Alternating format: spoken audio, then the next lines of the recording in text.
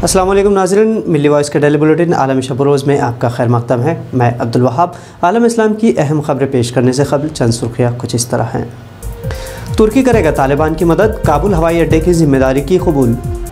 Canada में मुस्लिम ख़ानदान पर हमले को कैनेडियन वज़ीर आज़म ट्रूडो ने बताया दहशतगर्द हमला, इस्लामोफोबिक वाक़यात पर जताई तशवीश।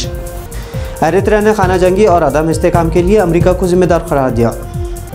मालदीव के वज़ीर ख़ारजा अब्दुल्ला शाहिद अक़वाम मुत्तहिदा की जनरल असम्बली के लिए सदर हुए मुंतखब, भारत ने दी मुबारकबाद।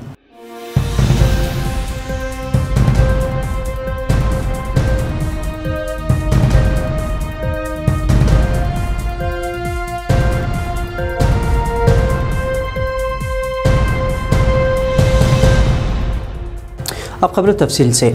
अमेरिका और नेटो फ़ौज के अफगानिस्तान से खाली होने के बाद तुर्की काबुल एयरपोर्ट की सिक्योरिटी की जिम्मेदारी संभालने की पेशकश की है, जिस पर नेटो रजामंद हो गया है।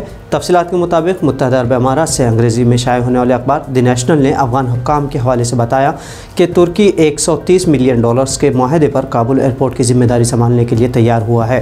तवक्को की जा रही है कि साबिक़ अफगान सदर हामिद करज़ई से मौसूम काबुल के इस एयरपोर्ट की सिक्योरिटी से मुताल्लिक़ गैर यकीनी सूरत हाल के खात्मे का वसी पैमाने पर खैर मक़दम किया जाएगा।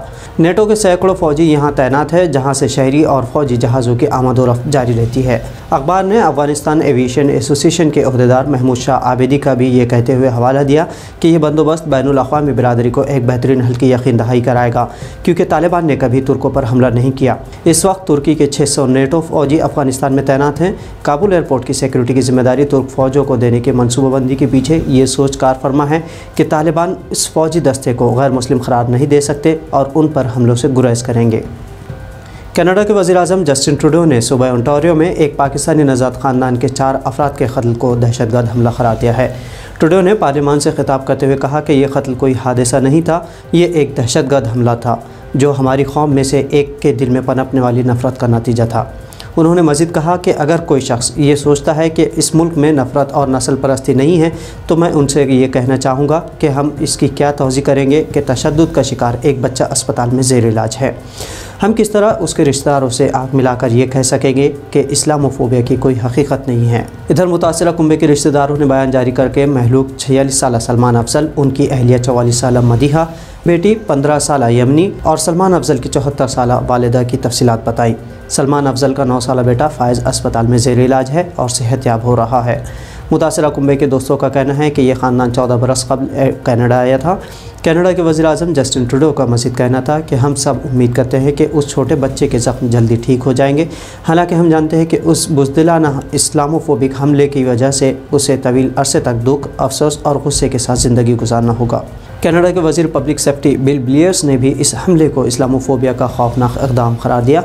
उन्होंने कहा कि मेरा मानना है कि इस ख़ानदान को उसके अक़ीदे की वजह से निशाना बनाया गया है और ये हमला बज़ाहिर हमलावर की मुसलमानों से नफ़रत का नतीजा मालूम होता है। हमलावर 20 साल दहशतगर्द नौजवान को गिरफ़्तार कर लिया गया है, जिसका नाम नेथनाइल बैलेटमैन बताया गया है।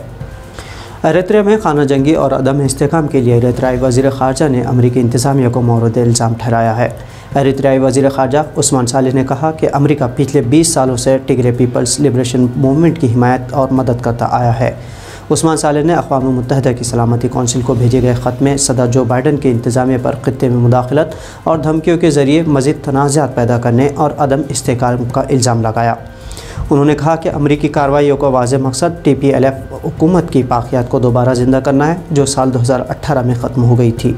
TPLF ने तकरीबन 3 दहाइयों तक इथियोपिया पर हुक्मरानी की है।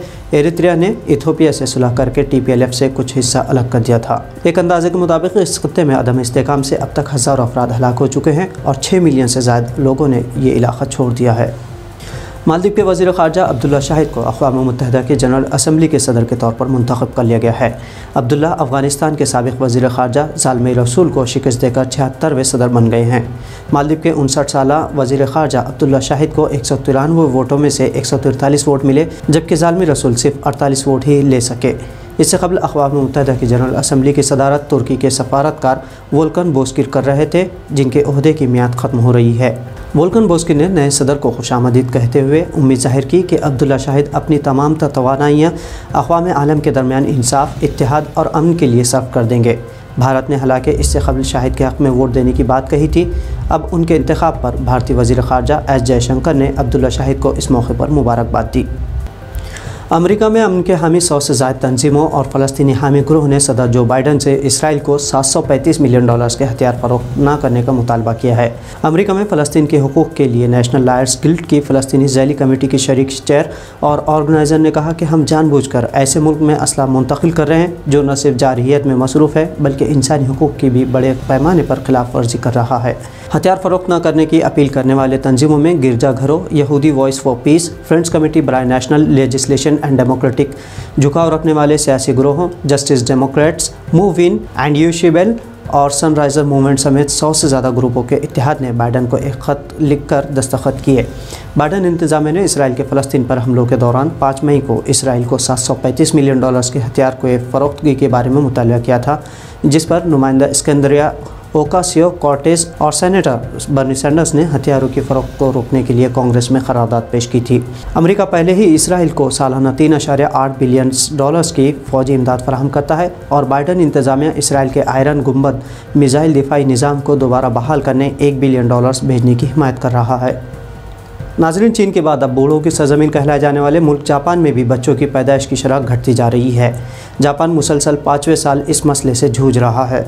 जापान हुकूमत के एदाद शुमार के मुताबिक मुल्क में बच्चे पैदा करने की सलाहियत की शरह और पैदा होने वाले बच्चों की तादाद दोनों में 2020 में मुसलसल 5वीं साल कमी आई है।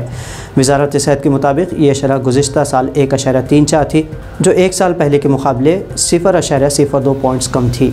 ये एशारिया औसत बच्चे फ़ी खातून की नुमाइंदगी करता है। जापान में साल 2020 में पैदा होने वाले बच्चों की तादाद 8,40,832 रही, जो साल 2019 के मुकाबले 24,407 कम थी। जापान में शरह पैदाइश में ये तादाद 1899 में आदाद शुमार जमा करने से लेकर अब तक सबसे कम है।